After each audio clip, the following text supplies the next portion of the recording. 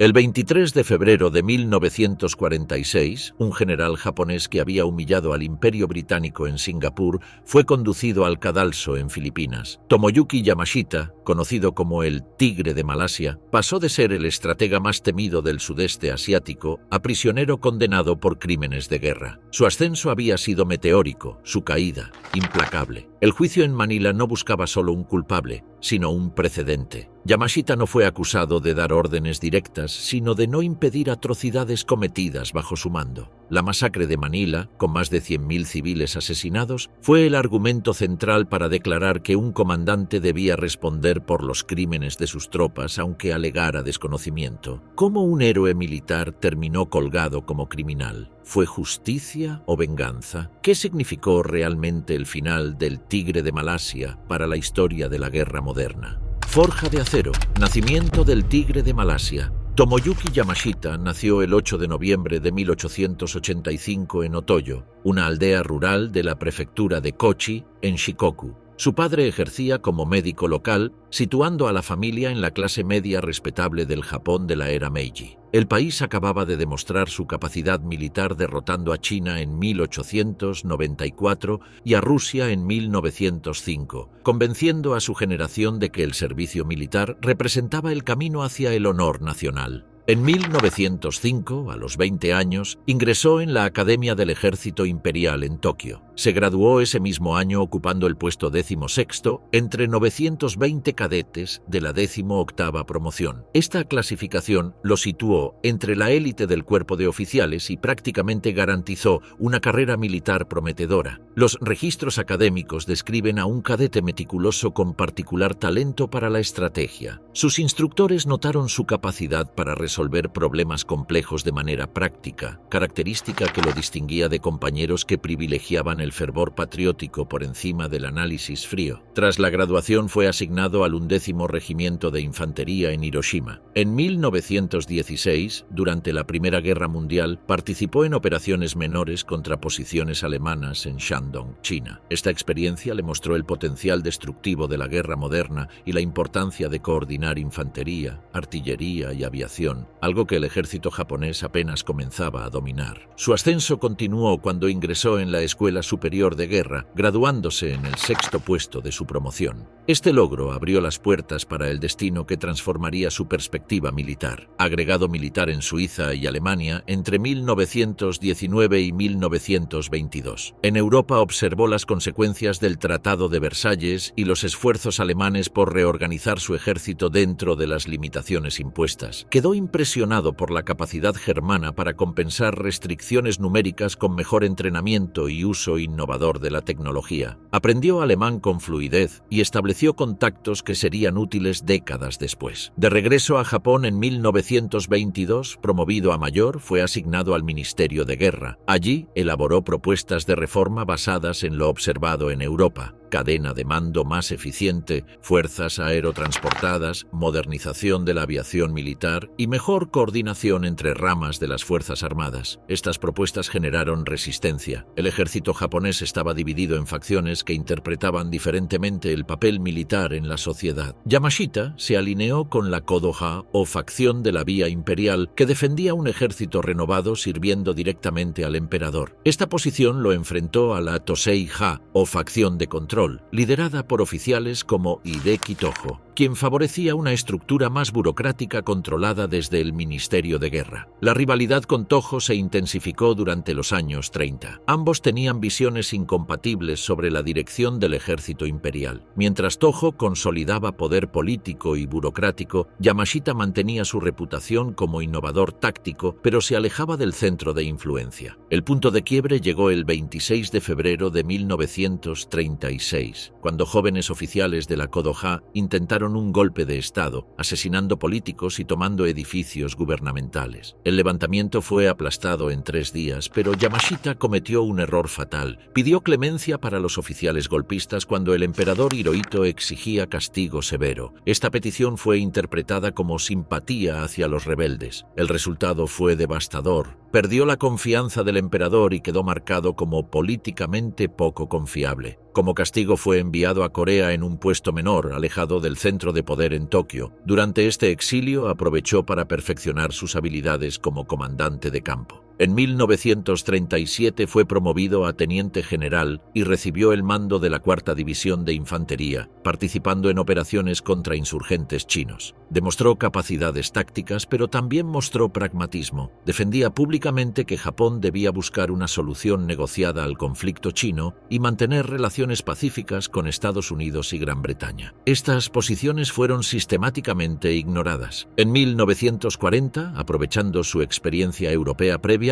fue enviado en una misión militar secreta a Alemania e Italia. Durante 6 meses estudió las técnicas militares alemanas, especialmente la Blitzkrieg, que había resultado tan efectiva en Polonia y Francia. Se reunió con Adolf Hitler y Benito Mussolini, aunque sus impresiones privadas fueron menos entusiastas que las oficiales. De Hitler comentó reservadamente que podía ser un gran orador desde una plataforma, pero que detrás de su escritorio parecía más un empleado de oficina que un líder visionario. Lo que realmente lo impresionó fueron los aspectos técnicos de la guerra mecanizada. La coordinación entre tanques, aviación e infantería motorizada que permitía romper líneas enemigas y avanzar con velocidad devastadora. Al regresar a Japón en 1941, la situación había cambiado completamente. Estados Unidos y el Imperio Británico habían impuesto sanciones económicas severas, cortando el suministro de petróleo y materias primas vitales. El alto mando japonés había concluido que solo una expansión militar hacia el sudeste asiático podría garantizar el acceso a los recursos necesarios para la supervivencia nacional. A pesar de sus diferencias pasadas con el liderazgo político, Yamashita fue considerado para un papel importante en la ofensiva planeada. Su experiencia táctica y conocimiento de las técnicas militares occidentales lo convertían en candidato natural para comandar operaciones complejas contra fuerzas europeas bien equipadas. El 6 de noviembre de 1941 recibió el nombramiento que definiría su lugar en la historia: comandante del 25º Ejército japonés encargado de la invasión de Malasia y la conquista de Singapur. Era su oportunidad de redención. Una victoria rápida y decisiva podría rehabilitar su carrera y silenciar a sus enemigos políticos. En los días previos a la operación, reunió a sus oficiales superiores y expuso su visión estratégica. La campaña debía ser rápida, audaz y psicológicamente demoledora. No tenían tiempo ni recursos para una guerra prolongada. La única posibilidad de éxito residía en golpear fuerte, moverse rápido y mantener la iniciativa hasta el final.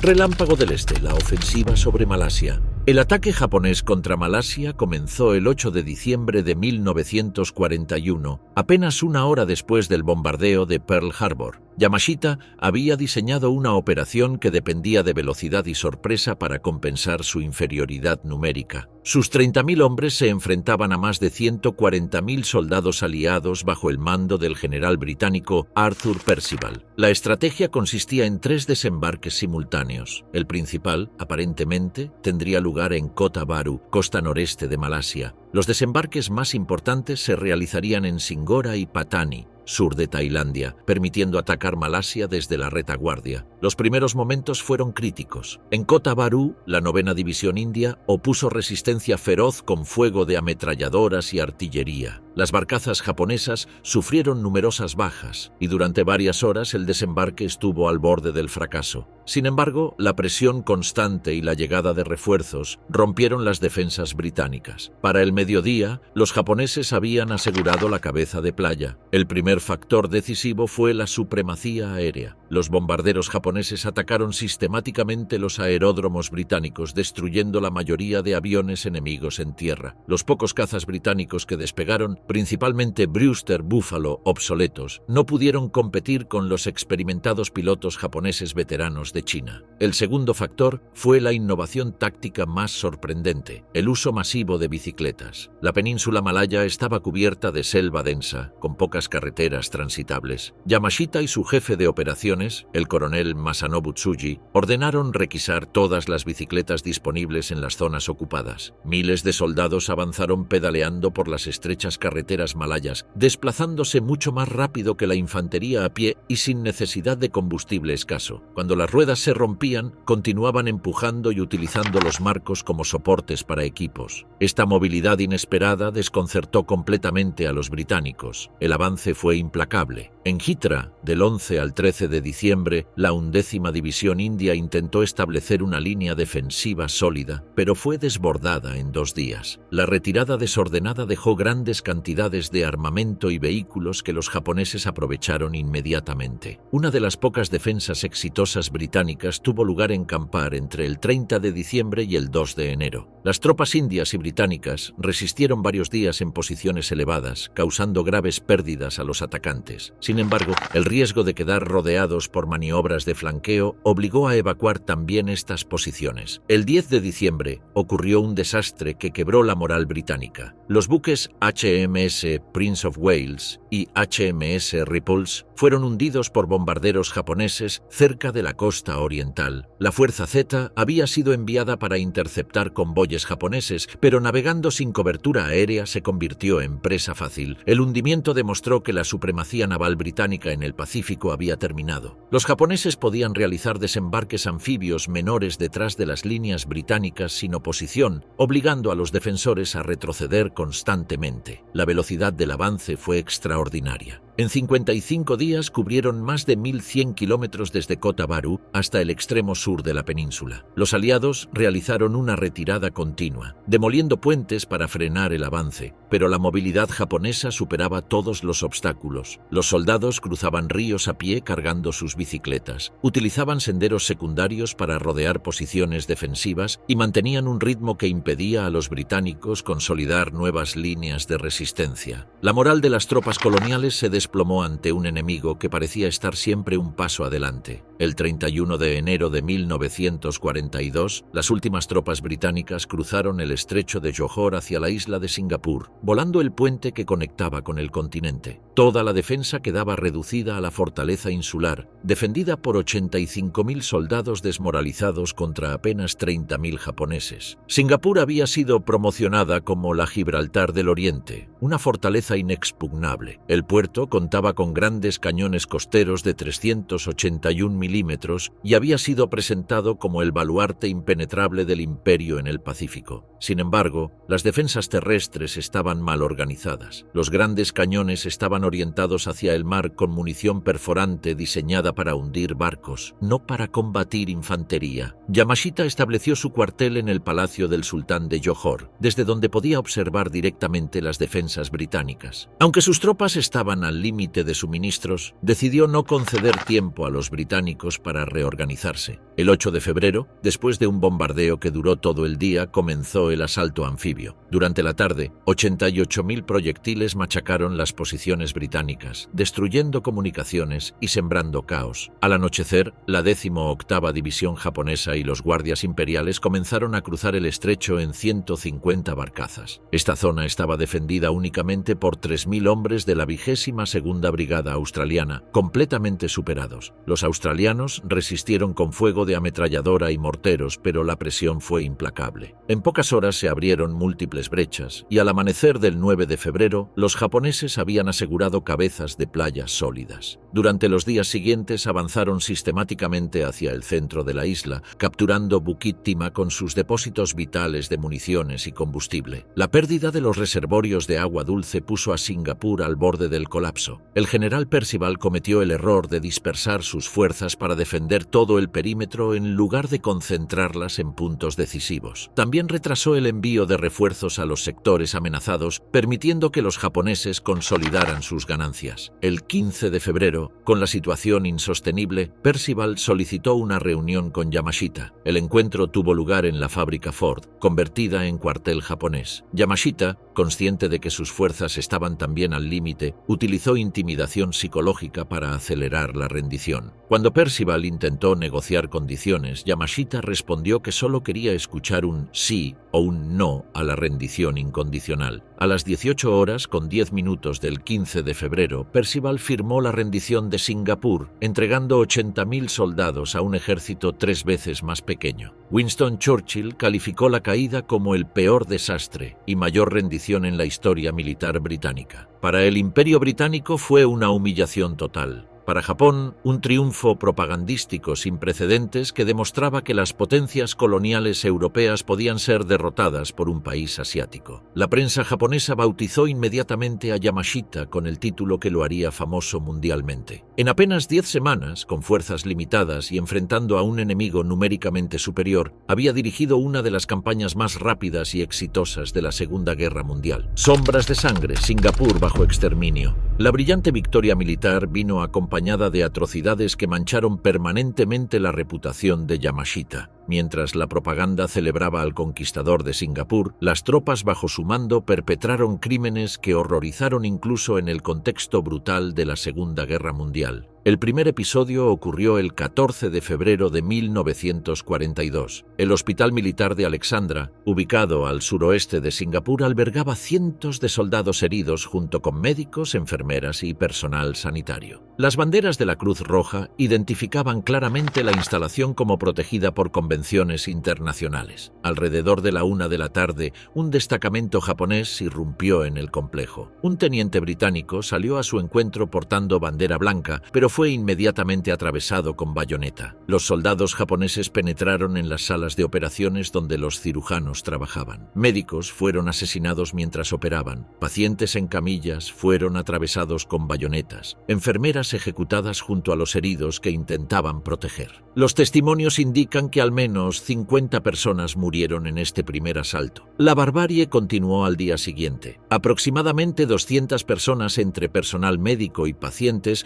fueron obligadas a marchar 400 metros hasta una fábrica. Los heridos que no podían mantener el paso fueron ejecutados durante el trayecto. En la fábrica, los supervivientes fueron hacinados en habitaciones pequeñas sin ventilación ni agua. Durante la noche, muchos murieron por asfixia y deshidratación. A la mañana siguiente, los japoneses ejecutaron metódicamente a los sobrevivientes con bayonetas. Solo unos pocos lograron salvarse fingiendo estar muertos. 4 días después de la rendición, comenzó una operación aún más devastadora. El 18 de febrero, patrullas japonesas acompañadas por agentes de la Kempeitai comenzaron a recorrer los barrios chinos de Singapur, ordenando a la población masculina reunirse en plazas y campos abiertos. La operación recibió el nombre de Suk-Ching, purificación por limpieza en chino. Oficialmente buscaba eliminar elementos hostiles, comunistas, guerrilleros, simpatizantes de China. En la práctica fue una purga étnica indiscriminada contra la población china de Singapur. Los criterios de selección eran arbitrarios y fatales. Hombres de entre 18 y 50 años eran separados de sus familias y sometidos a inspección superficial. Una mirada sospechosa, una acusación anónima o simple mala suerte resultaban en sentencia de muerte inmediata. Miles fueron cargados en camiones y transportados hacia playas y descampados convertidos en campos de ejecución. Changi, Punggol, Katong, Siglap. Allí, bajo el sol tropical, las víctimas cavaban sus propias fosas antes de ser fusiladas con ametralladoras o ejecutadas individualmente frente al mar. Los testimonios de sobrevivientes describen horror absoluto. Hombres obligados a permanecer de pie toda la noche antes de ser ejecutados al amanecer. Hijos asesinados frente a sus padres. Víctimas que intentaban escapar hacia la selva solo para ser capturadas y ejecutadas en el acto. La masacre continuó durante más de 2 semanas, hasta el 4 de marzo de 1942. Las estimaciones oscilan entre 25.000 y 50.000 víctimas. Comunidades chinas enteras fueron diezmadas. La ciudad, rebautizada Shonan por los japoneses, quedó sumida en terror que se extendería durante toda la ocupación.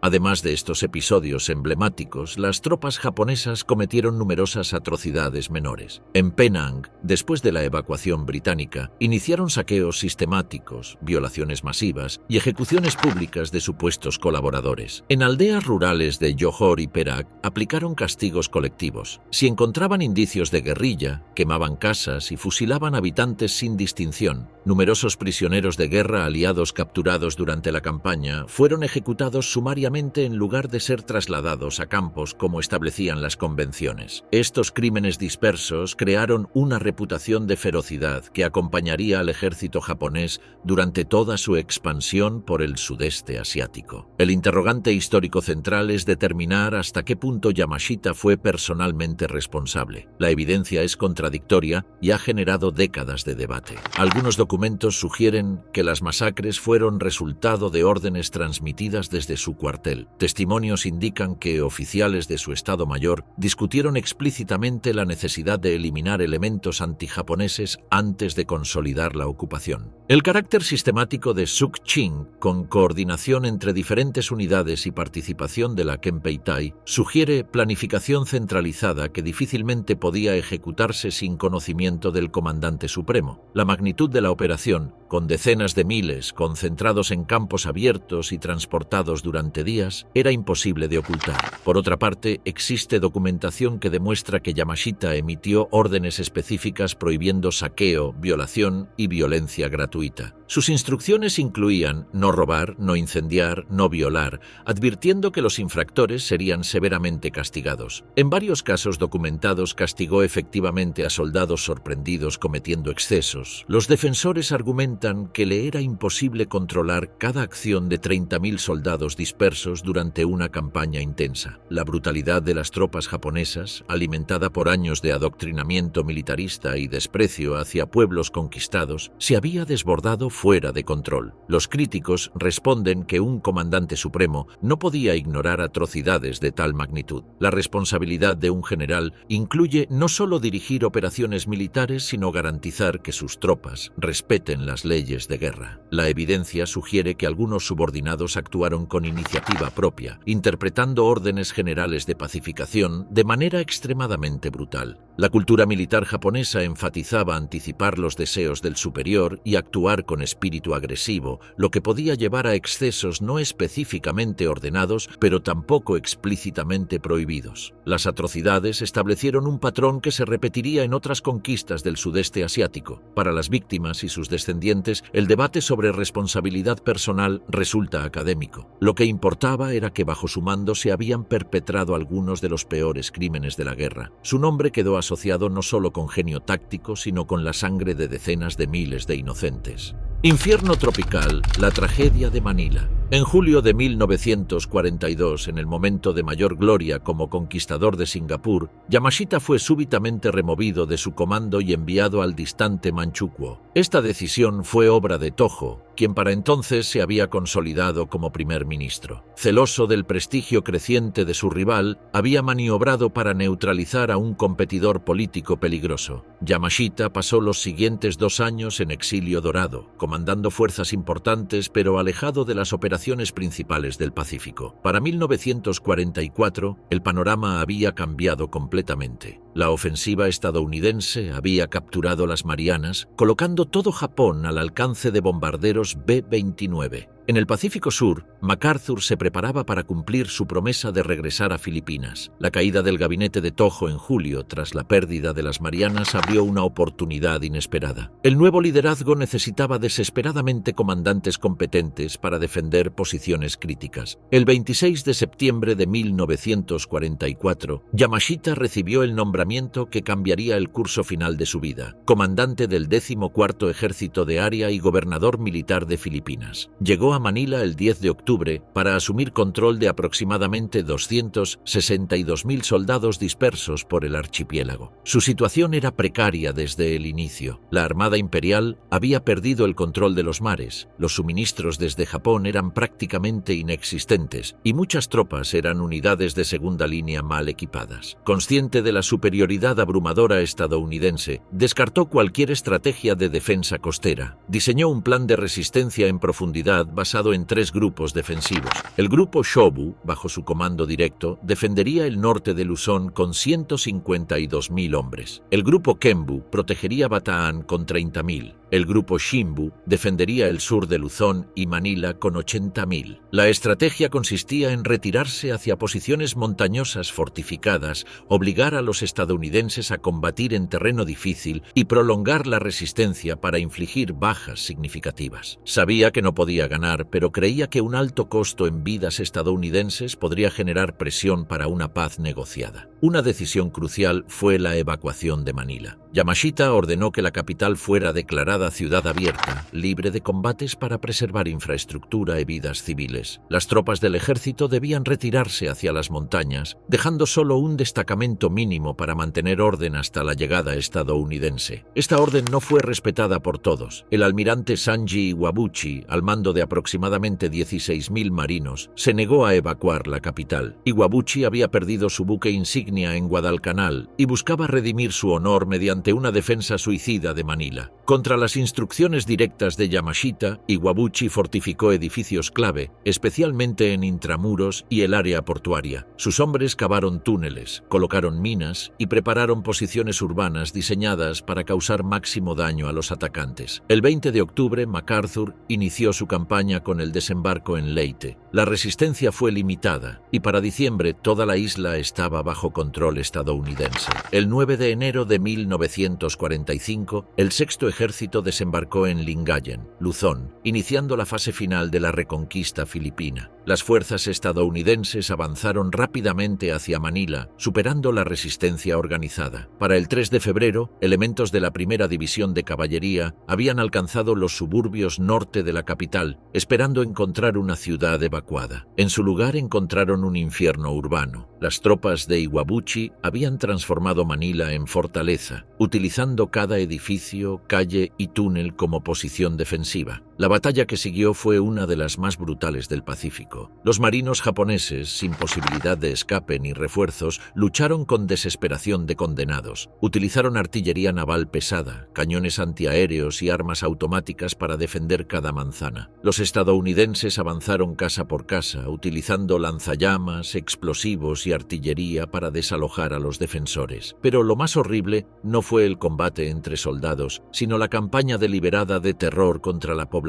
civil filipina. A medida que retrocedían, los hombres de Iwabuchi descargaron su odio contra los habitantes indefensos. Las atrocidades comenzaron inmediatamente. Familias fueron encerradas en casas y quemadas vivas. Mujeres y niñas fueron violadas masivamente, muchas asesinadas después. Monjas y sacerdotes fueron ejecutados en iglesias y conventos. Niños fueron utilizados como práctica de bayoneta o arrojados al aire para ser atravesados. En Intramuros, más de 4.000 personas fueron masacradas en pocos días. Los japoneses reunían civiles en plazas y edificios públicos supuestamente para protegerlos, luego los ejecutaban con ametralladoras, granadas o los quemaban con gasolina. Los testimonios describen horror inimaginable, madres obligadas a presenciar la muerte de sus hijos, ancianos torturados por diversión, bebés arrojados contra paredes, violaciones colectivas seguidas de mutilaciones y asesinatos. La batalla duró exactamente un mes, del 3 de febrero al 3 de marzo de 1945. Los japoneses fueron completamente aniquilados, incluyendo al propio Iwabuchi, quien se suicidó para evitar captura. El costo fue atroz. Más de 100.000 civiles filipinos murieron durante los combates. La destrucción física fue casi total. Manila, conocida como la Perla de Oriente por su belleza arquitectónica, quedó reducida a ruinas humeantes. Solo Varsovia había sufrido devastación comparable durante toda la guerra. Mientras Manila ardía, otras atrocidades se perpetraban en diferentes partes del archipiélago. En Palawan, el 14 de diciembre de 1944, tuvo lugar la masacre de Puerto Princesa, donde 150 prisioneros estadounidenses fueron asesinados brutalmente. Ante el avance de fuerzas de rescate, los comandantes locales decidieron eliminar a todos los prisioneros. Los estadounidenses fueron obligados a entrar en trincheras excavadas como supuestos refugios antiaéreos. Una vez dentro, los japoneses vertieron gasolina y les prendieron fuego. Los prisioneros que intentaban escapar envueltos en llamas fueron ametrallados. Otros trataron de trepar un acantilado cercano, pero fueron cazados y ejecutados. Solo una vez hombres lograron escapar y relatar la atrocidad. Los 139 restantes perecieron en aquel infierno. Además de estos episodios principales, se documentan numerosas atrocidades menores.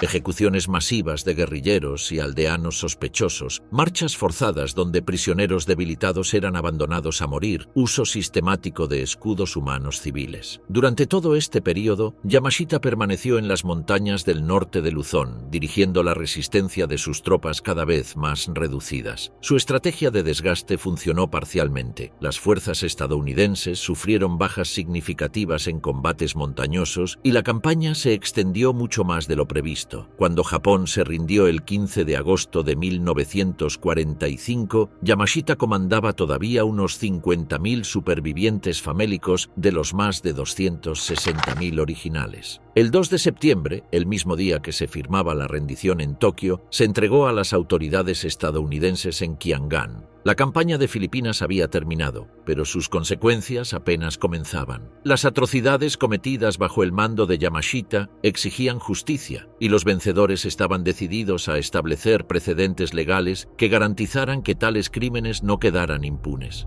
Veredicto implacable: la doctrina Yamashita. El 29 de octubre de 1945, apenas 2 meses después de la rendición japonesa, se abrió en Manila uno de los juicios más importantes de la posguerra. En el edificio de la Escuela de Bellas Artes de la Universidad de Filipinas, un tribunal militar estadounidense se disponía a juzgar a Yamashita por crímenes de guerra cometidos durante la campaña filipina. El proceso establecería un precedente legal revolucionario: determinar si un comandante militar podía ser considerado responsable penalmente por crímenes cometidos por sus subordinados, incluso sin evidencia directa de órdenes específicas. El tribunal estaba compuesto por 5 generales estadounidenses designados por MacArthur. El general Russell Reynolds presidía la corte, mientras que la acusación quedó en manos del coronel Frank Reel y el mayor Robert Kehoe. La defensa fue asignada al coronel Harry Clark y al mayor Robert Chandler, oficiales competentes que enfrentaban una tarea prácticamente imposible. Los cargos eran devastadoramente simples: permitir que tropas bajo su comando cometieran crímenes de guerra masivos contra civiles y prisioneros en Filipinas, y fracasar en su deber como comandante para controlar subordinados y garantizar el cumplimiento de las leyes de guerra. La acusación no pretendía demostrar que Yamashita había ordenado directamente las masacres de Manila o Puerto Princesa. Su tesis era más sutil pero igualmente letal. Como comandante en jefe, tenía la obligación de prevenir tales atrocidades o castigar a los responsables, y su fracaso lo convertía en criminalmente responsable. Durante 6 semanas, el tribunal escuchó testimonios escalofriantes. Supervivientes filipinos narraron cómo soldados japoneses entraban en sus casas, mataban a los hombres, violaban a las mujeres y arrojaban niños a edificios incendiados. Religiosos católicos describieron la ejecución sistemática de monjas, sacerdotes y fieles en iglesias convertidas en mataderos. Los supervivientes de Puerto Princesa relataron cómo habían sido arrojados a trincheras en llamas mientras sus compañeros ardían bajo ametralladoras japonesas. Médicos y enfermeras declararon sobre hospitales atacados deliberadamente, con pacientes heridos asesinados en sus camas durante tratamiento médico. Cada testimonio añadía otra capa de horror al cuadro de brutalidad sistemática. La fiscalía utilizó esta acumulación para argumentar que la magnitud de los crímenes era tal que Yamashita no podía haber permanecido ignorante de lo que ocurría bajo su comando.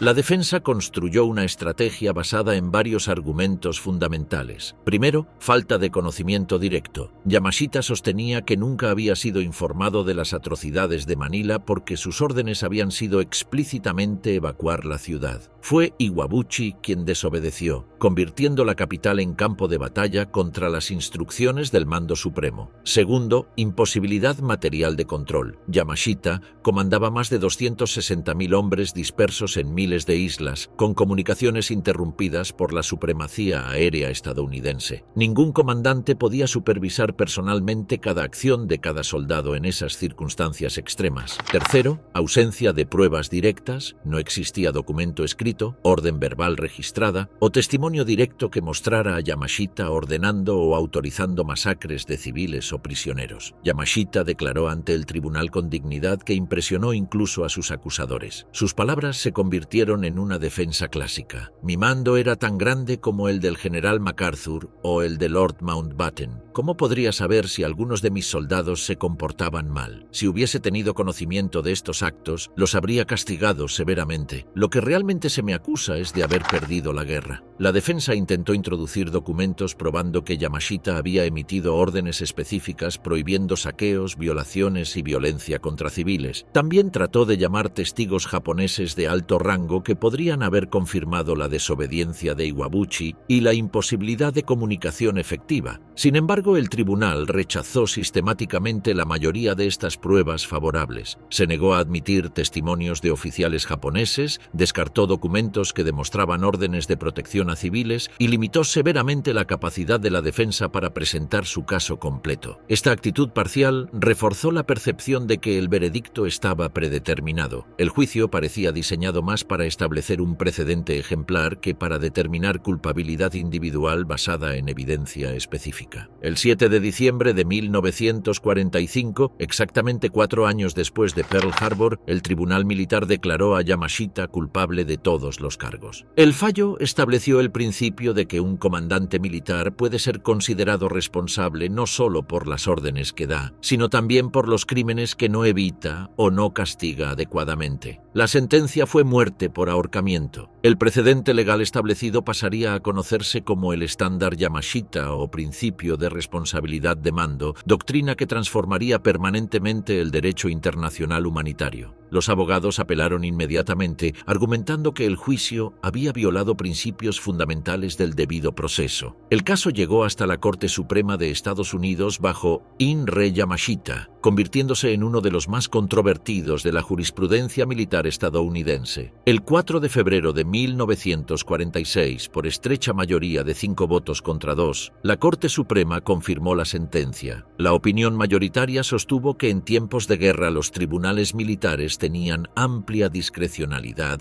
y que la responsabilidad de un comandante por las acciones de sus tropas era absoluta. 2 jueces emitieron votos disidentes devastadoramente críticos. Frank Murphy escribió que el procedimiento constituía negación del debido proceso, mientras que Wiley Rutledge declaró: condenar a un hombre a muerte sin pruebas directas de culpabilidad personal es contrario a los principios de justicia que profesamos defender. Estas disidencias quedaron como testimonio de las dudas legales fundamentales, pero no cambiaron el destino del acusado. La maquinaria de la justicia militar siguió su curso inexorable hacia la ejecución. El precedente trascendió ampliamente su contexto original. La doctrina de responsabilidad de mando se convirtió en piedra angular del derecho penal internacional, siendo aplicada posteriormente en los juicios de Tokio, procesos por crímenes en Vietnam, Ruanda, Yugoslavia y finalmente codificada en los estatutos del Tribunal Penal Internacional. La paradoja histórica es notable. Un juicio considerado por muchos expertos como apresurado y jurídicamente deficiente dio origen a uno de los principios más sólidos del derecho de guerra moderno. La responsabilidad de mando se convirtió en norma internacional. Ningún líder militar puede alegar ignorancia de los crímenes sistemáticos de sus tropas. Sin embargo, el debate sobre la equidad del proceso original persiste. Para algunos historiadores y juristas, representó un acto necesario de justicia ejemplar que estableció estándares cruciales. Para otros, fue justicia de vencedores que sacrificó garantías legales fundamentales en aras de conveniencia política y sed de venganza. La controversia se intensifica al considerar que comandantes aliados que supervisaron bombardeos masivos de ciudades civiles nunca enfrentaron acusaciones similares. La aplicación selectiva del principio sugiere que factores políticos influyeron tanto como consideraciones legales puras. Independientemente de estas controversias, el caso marcó un punto de inflexión en la evolución del derecho internacional. Por primera vez en la historia, un tribunal afirmó claramente que la autoridad militar conlleva responsabilidad legal ineludible por la conducta de tropas subordinadas. Los comandantes ya no podrían cerrar los ojos ante los crímenes de sus hombres, esperando quedar impunes.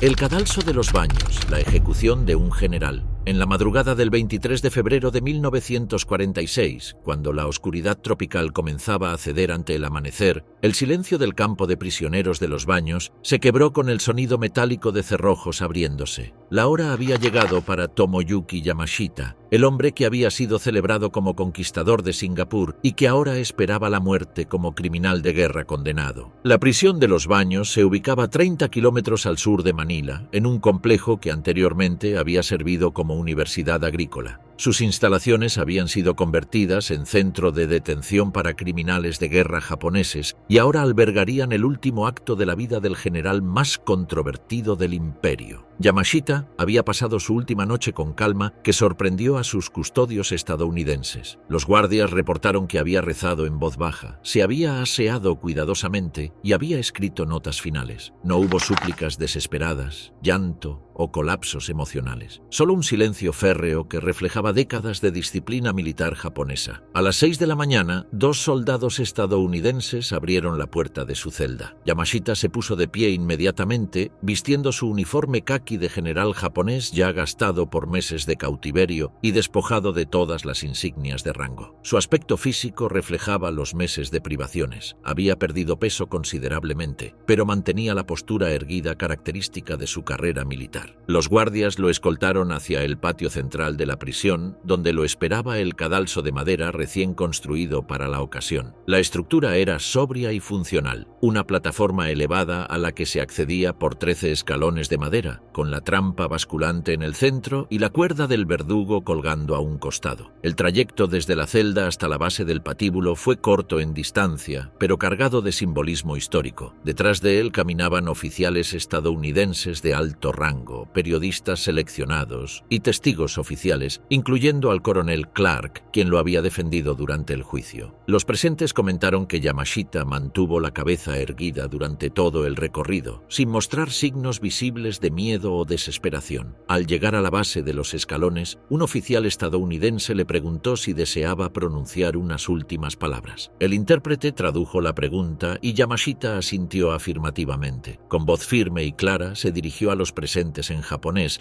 mientras el intérprete traducía simultáneamente. Como dije en la Corte Suprema de Manila, hice todo lo que estuvo en mi capacidad, por lo que no me avergüenzo ante los dioses por lo que he hecho cuando muera. Pero si dicen que no tuve habilidad para comandar al ejército japonés, no puedo negarlo, porque esa es mi naturaleza. Ahora nuestro juicio por crímenes de guerra procede bajo su bondad y justicia. Sé que todos ustedes, estadounidenses y asuntos militares estadounidenses, siempre han tenido juicio tolerante y justo. Continuó. Cuando fui investigado en la Corte de Manila, recibí buen tratamiento y actitud bondadosa de sus oficiales de buen carácter que me protegieron todo el tiempo. Nunca olvidaré lo que hicieron por mí, incluso si hubiera muerto. No culpo a mi verdugo. Rezaré para que los dioses lo bendigan. Por favor, transmitan mis palabras de agradecimiento al coronel Clark y los tenientes coroneles Feldhaus y Hendricks, al mayor Guy, a los capitanes Sandburg y Rill de la Corte de Manila y al coronel Arnard. Les agradezco. Lo más notable de esta declaración final fue la completa ausencia de odio o amargura. En lugar de maldecir a sus enemigos o protestar por injusticia percibida, Yamashita eligió agradecer a quienes lo habían tratado con humanidad durante su cautiverio y juicio. Incluso pidió bendiciones para el hombre que estaba a punto de ejecutarlo. Después de terminar su declaración, comenzó a subir lentamente los 13 escalones del cadalso. Cada paso resonaba sobre la madera en el silencio matutino, mientras el reducido público guardaba solemnidad respetuosa. No había multitudes gritando ni ambiente de linchamiento, solo un grupo selecto observando el final de una figura histórica compleja. El verdugo, un sargento estadounidense especializado en ejecuciones militares, lo esperaba en la plataforma con todos los preparativos completados. 2 guardias ayudaron a Yamashita a colocarse exactamente en el centro de la trampilla. Luego le ataron las piernas y los brazos para evitar movimientos involuntarios que pudieran complicar la ejecución. Procedieron a colocarle una capucha negra sobre la cabeza, eliminando su última vista del mundo exterior. Finalmente, el verdugo ajustó cuidadosamente la soga alrededor de su cuello, posicionando el nudo corredizo a la izquierda según los protocolos estándar para garantizar muerte rápida por dislocación cervical. A las 6:19 de la mañana, el oficial al mando dio la orden final. El verdugo accionó la palanca que liberaba la trampilla, la cual se abrió instantáneamente con un ruido seco y definitivo. El cuerpo de Yamashita cayó a través de la abertura y la cuerda se tensó con un crujido audible. El impacto fue fulminante según todos los reportes médicos. Los testigos observaron que no hubo espasmos prolongados ni signos de sufrimiento extendido. La muerte llegó casi instantáneamente, tal como estaba diseñado el mecanismo. El médico militar presente confirmó oficialmente el fallecimiento pocos minutos después. El cadáver fue bajado cuidadosamente y depositado en un ataúd de madera sencillo preparado con anticipación. Inicialmente fue enterrado en el cementerio del campo de prisioneros, aunque posteriormente, en 1959, sus restos serían trasladados a Japón. La noticia de la ejecución se transmitió mundialmente en cuestión de horas. En Filipinas, muchos la recibieron como acto de justicia necesario por la masacre de Manila. Para los sobrevivientes de las atrocidades japonesas, ver al comandante supremo ejecutado representó un símbolo importante de reparación moral. En Estados Unidos, los medios presentaron la ejecución como confirmación de que los responsables de atrocidades masivas serían inevitablemente castigados. Los periódicos destacaron particularmente la dignidad con que Yamashita había afrontado su destino final. En Japón, la reacción fue mucho más compleja y ambivalente. Algunos lo consideraron un mártir caído injustamente, víctima de un juicio vengativo. Otros lo vieron como un héroe militar derrotado que había mantenido el honor hasta el final, sin necesariamente considerarlo inocente de las acusaciones. La ejecución consolidó su lugar como una de las figuras más controvertidas de la Segunda Guerra Mundial japonesa. Su legado quedó dividido entre dos imágenes irreconciliables: el brillante estratega que había humillado al Imperio Británico con la conquista de Singapur y el comandante bajo cuyo mando se habían perpetrado algunas de las peores atrocidades de la guerra. Más allá de las reacciones inmediatas, la muerte de Yamashita tuvo consecuencias legales duraderas que se extendieron